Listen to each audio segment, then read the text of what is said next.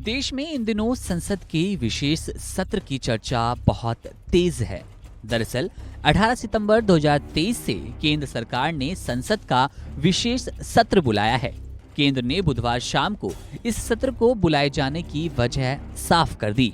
सरकार के मुताबिक वह देश की आजादी के बाद संविधान सभा के गठन से लेकर 75 सालों तक की देश की यात्रा, उसकी उपलब्धि और अनुभव स्मृति पर चर्चा करेगी।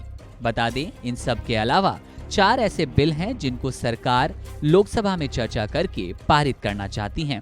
इन विधेयकों में सरकार एडवोकेट संशोधन विधेयक 2023, प्रेस और आवधिक पंजीकरण विधेयक 2023 को लोकसभा में पेश किया जाना है। ये 2 बिल राज्यसभा से पास कराए जा चुके हैं। इन 2 बिलों के अलावा डाकघर विधेयक 2023 और मुख्य निर्वाचन आयुक्त बिल, जिसमें निर्वाचन आयुक्तों की नियुक्ति सेवा शर्त विधेयक 2023 राज्यसभा में चर्चा के लिए पेश किया जाएगा। आइए अब इन बिलों के बारे में विस्तार से जानते हैं। इनमें सबसे पहला बिल है एडवोकेट संशोधन विधेयक 2023।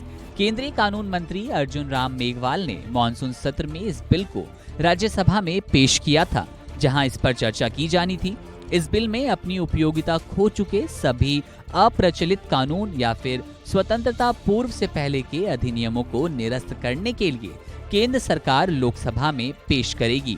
इस बिल में लीगल प्रैक्टिशनर्स एक्ट 1879 को निरस्त करने का फैसला तो है ही, वहीं अधिवक्ता अधिनियम 1961 को भी संशोधित किया जाएगा।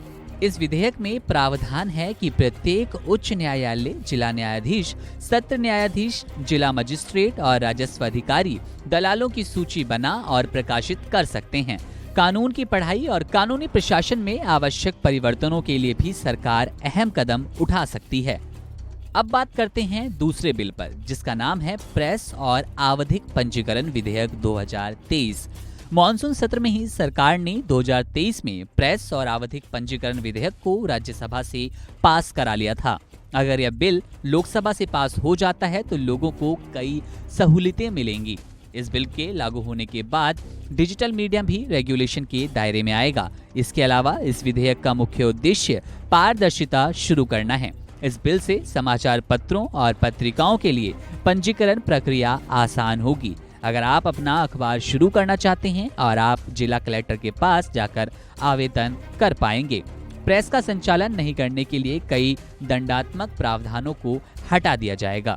अब बात करते हैं डाकघर विधेयक पर। इस बिल को 10 अगस्त 2023 को राज्यसभा में पेश किया गया था। यह 1898 में बने पुराने अधिनियम की जगह लेगा।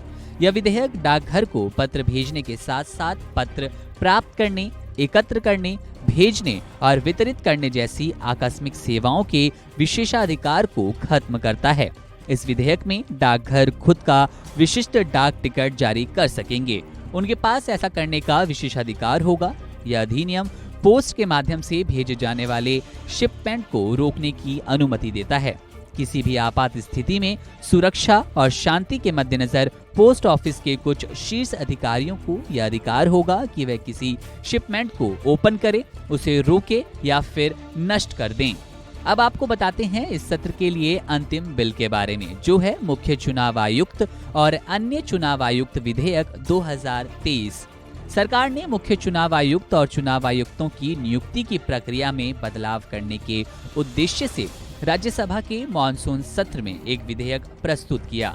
इस विधेयक पर सरकार का कहना है कि संविधान के अनुच्छेद 324 में कोई संसदीय कानून नहीं था, इसलिए सरकार अब इस समस्या को खत्म करने के लिए इस विधेयक का निर्माण कर रही है।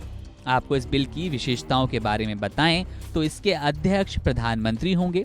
सदस्य के तौर पर लोकसभा के नेता विपक्ष, वहीं प्रधानमंत्री एक सदस्य के तौर पर एक केंद्रीय कैबिनेट मंत्री को नामित कर सकेंगे। यहाँ आपको बता दें कि ये बिल विवादास्पद बताया जा रहा है क्योंकि इसमें शक्ति का संतुलन एक तरफा है, जिससे चुनाव आयुक्त निष्पक्ष नहीं रह जाता। ऐसे में विपक्ष का कहना है कि यदि यह बिल पास होता है तो इसकी निष्पक्षता सवालों के घेरे में रहेगी, क्योंकि चुनाव आयोग पर एक तरफा नियंत्रण देश की चुनावी प्रक्रिया को बाधा पहुंचाएगा। चुनावों में पारदर्शिता नहीं रह जाएगी। गौरतलब है कि विपक्षी दल अमूमन चुनाव आयोग की निष्पक्षता पर सवाल उठाते हैं, ईवीएम पर सवाल उठाते हैं। ऐसे में इस बिल का आना एक बार फिर से विवाद छेड़ सकता है। बहरहाल इस खबर में इतना ही। ऐसी तमाम अपडेट्स के लिए आप बने रहिए वन इंडिया हिंदी के साथ।